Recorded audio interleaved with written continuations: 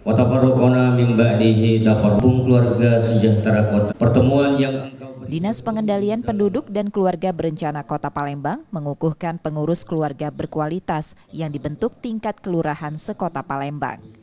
Dibentuknya kampung keluarga berkualitas untuk meningkatkan kualitas hidup masyarakat di tingkat kampung atau kelurahan yang setara lewat pemberdayaan masyarakat dalam program kependudukan, keluarga berencana, dan pembangunan keluarga, serta pembangunan sektor terkait lainnya, mewujudkan keluarga kecil yang berkualitas.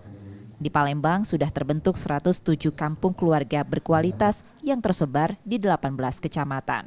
Kami tetap berkoordinasi dari bawah, dari kelurahan, dan kami akan tetap memotivasi mereka agar mereka tetap bergerak untuk mewujudkan apa yang kita cita-citakan bersama.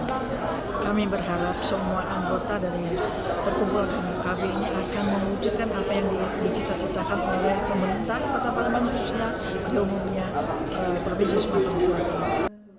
Pemerintah Kota Palembang memberi dukungan pada kampung keluarga berkualitas tersebut karena keberadaannya menjadi strategi pemerintah dalam pemberdayaan masyarakat di tingkat kelurahan guna meningkatkan kualitas hidup masyarakat. Kampung berkualitas ini adalah suatu program yang sangat baik.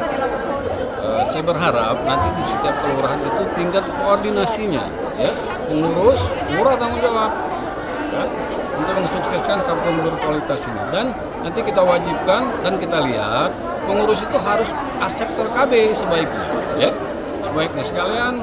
Bidang KB-nya ada, UMKM-nya ada, semuanya. Semuanya ini bukan milik BKKBN, ini milik pemerintah, ya, pemerintah, dan akan kita sukseskan sampai ke tingkat kelurahan yang ada di Kota Palembang. Nah, ini saya kira untuk Sumatera Selatan, Palembang yang pertama kali menyelesaikan pojah kampung KB itu di Provinsi Sumatera Selatan. Yang lain belum. Maka saya yakin bahwa Kota Palembang kampung KB-nya akan sukses ke depan.